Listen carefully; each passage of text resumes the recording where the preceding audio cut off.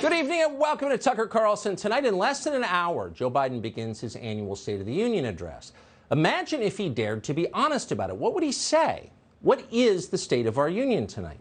Well, in a word, it is fragile, very fragile. The United States is poorer, it's more fearful, it's far less free than it was when Joe Biden became the president just 13 months ago. Joe Biden inherited a divided country, a very divided country, and then he proceeded to make it much angrier. History will judge Joe Biden for that.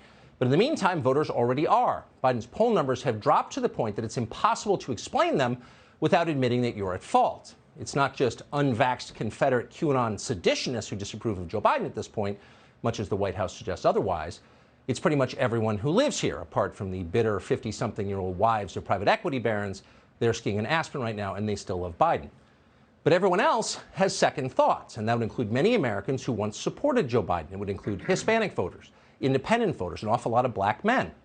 At this point, disliking Joe Biden, disapproving of his performance, may be the single thing that unites this country. It is a rainbow coalition of disdain. So that's what Biden is up against tonight. The question is, how does he explain his failures? And the answer is mostly, he doesn't. Biden is guaranteed to make sympathetic noises about inflation and gas prices. He has no choice but to do that. But he also has no answers. He cannot fix the problems that he has caused.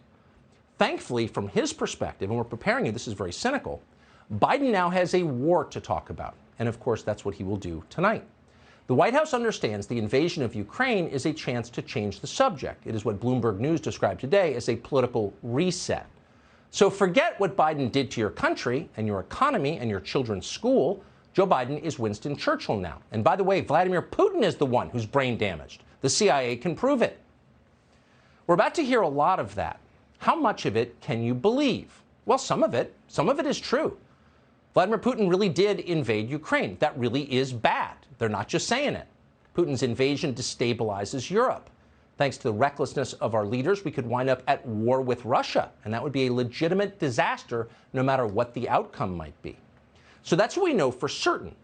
But beyond that, in the realm of any other detail, our advice is be very wary of what you hear. There is an awful lot of lying going on, an unprecedented amount of lying. This war is a humanitarian tragedy. That we know. But the war is also a political event that various groups, including in this country, are leveraging feverishly in the hope of gaining more power for themselves. That is real.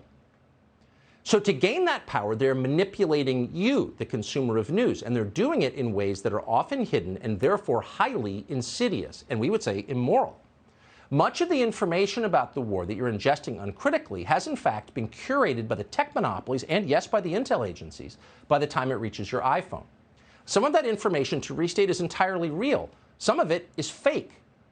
So the question is, how do you know the difference? How do you know when you're being manipulated, as you certainly are?